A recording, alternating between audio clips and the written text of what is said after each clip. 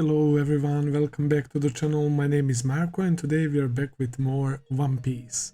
I will be watching episodes 795, 96 and 97. So, right now we are diving into something really interesting regarding Sanji's past, right? And we have the situation with Straw Hats, with Luffy and the others, and of course Carrot and Pedro and Brook are on a whole separate mission. We didn't get to see much of them, but they went to try and get the text from the poneglyph, I guess. So yeah, that's our second mission. Luffy, Nami, Chopper and Carrot are trapped in this rigged forest. It looked like they were going in circles, but it's actually the forest moving because everything is alive thanks to some weird magic, weird power or a devil fruit. And we saw the weird guy who is stuck in the ground, who demands apple juice in exchange for useful information. We were fighting the clones, right?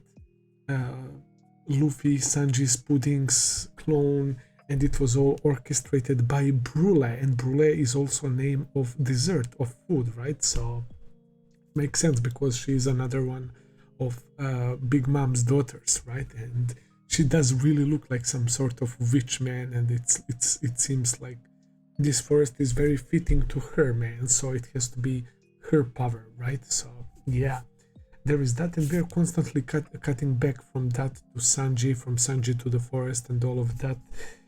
But to be honest, the stuff with Sanji was more intriguing to me because we literally met his father. We got to see a little bit more of his siblings, right? Well, Yonji actually attacked him and Sanji whooped his ass. He kicked the shit out of him. He was even fighting his father, who is called Judge Windsmoke, by the way. Very ruthless guy. He straight up told Sanji to his face that he sees him as sacrifice and that he doesn't see him as son, and that he didn't want to sacrifice other precious sons, that he wants to use Sanji for this marriage, right? Because he can benefit from it as well. And the guy was getting on my nerves so much because he's also using his people, his soldiers. He literally killed one of his soldiers so that he can defeat Sanji in the battle. Sanji was caught off guard, of course.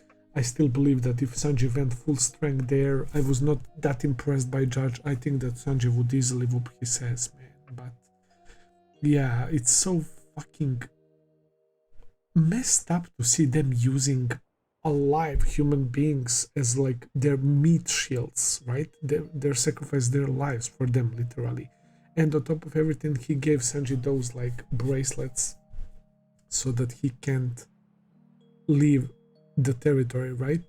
Because if he does, it would trigger the explosion, just like the slaves had that on Sabaody, that celestial dragons put on them, man. So pretty messed up stuff, bro. And I really liked the scene when Sanji's father offered him a sword, right? And Sanji kicked it and he said that he won't ever use arms, that arms are for cooking only, right? And later on he remembered Zeph teaching him about that, and I was saying how Zeph is the father figure that Sanji had, man. Zeph was literally a real father to Sanji, and he learned so much valuable things from him, man. And then we have this guy who says that he is only a sacrifice. Absolutely disgusting dude, bro. I can't wait to see what happens next, so without further ado, let's dive into episode 795. Let's begin.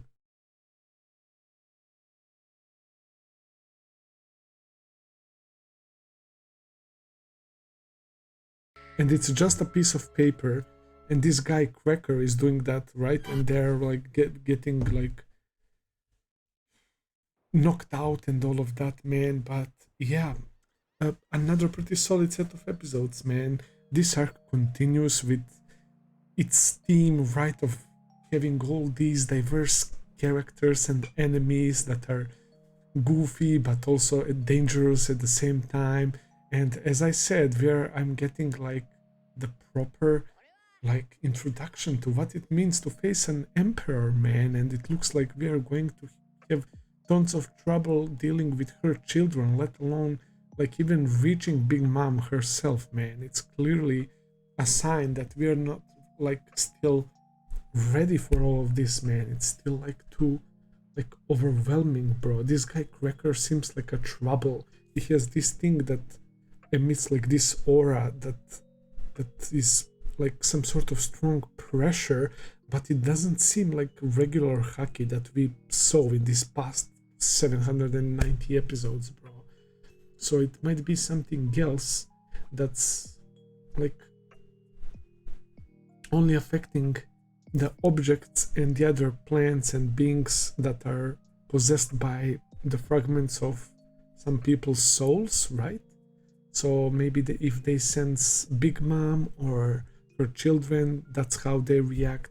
If they sense their like anger or something, that's why they passed out. And now when Nami pulled out a vivre card, they sensed Big Mom's soul and they're like, nope, we are not fighting her, man. So I can't believe that random scene in Thriller Park. I mean, it's not random, it was still a nice scene after all, right? Nami's recognizing Lola, right?